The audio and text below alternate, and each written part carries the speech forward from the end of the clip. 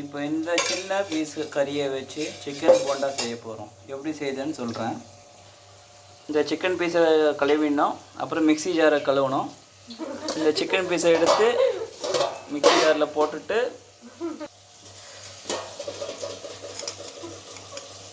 இந்த chicken mixie ஜாரில் மிளகாத்தூள் ஒரு டம்ளர் ஒரு ஸ்பூன், மிளகாத்தூள் 2 ஸ்பூன் போடலாம். அந்த அளவு சிக்கனுக்கு கல் உப்பு கொஞ்சம் போட்டுக்கணும்.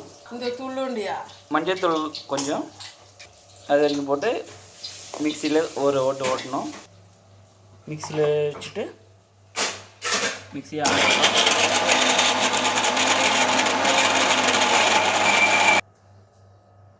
மிக்சியில் இந்த மாதிரி அரைச்சிட்டோம்.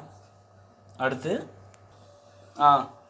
இப்போ மிக்ஸி டப்பாவில் வந்து தனியாக ஒரு பாத்திரத்தில் எடுத்து வச்சுக்கோங்க.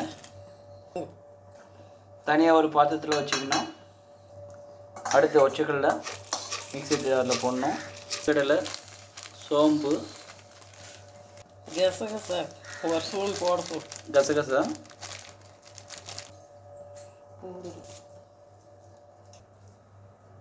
ஒரு 2 பச்சை மிளகா,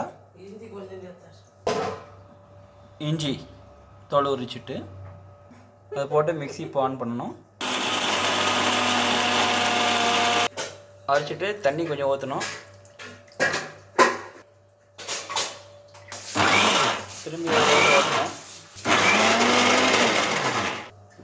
இந்த மாதிரி வரணும். ரொம்ப நைஸாக அரைச்சிக்கிட்டோம். இந்த அளவு சட்னி மாதிரி வரணும். அதில் வெங்காயம் தக்காளி நம்ம போடணும். நம்ம அரைச்சி வச்சது கூட ஒரு வெங்காயம் ஒரு தக்காளி போடணும். இதில் கொஞ்சம் உப்பு போட்டுக்கலாம். திரும்பவும் மிக்ஸி ஆன் பண்ணுறோம். இப்போ வெங்காயம் தக்காளியும் போட்டு பேஸ்ட்டு மாதிரி அரைச்சாச்சு. இது கூட நம்ம அரைச்ச பேஸ்ட்டு இது கூட மிக்ஸ் பண்ணிக்கணும். கறிவேப்பிலை, கொத்தமல்லி க்ளீன் பண்ணி அரைச்சி போடணும். க்ளீன் பண்ணிட்டு போடணும். அவ்வளோதான். நம்ம பேஸ்ட்டு கூட இது நல்லா மிக்ஸ் பண்ணிவிட்டு வெயிட் பண்ண வேண்டிய அவசியம்லாம் இல்லை. அப்படியே எண்ணெயில் போட்டு நம்ம போண்டா மாதிரி போட்டு எடுத்துக்கலாம். நல்லா சுவையாக டேஸ்ட்டாக இருக்கும். குழந்தைங்களுக்கு ரொம்ப பிடிக்கும்.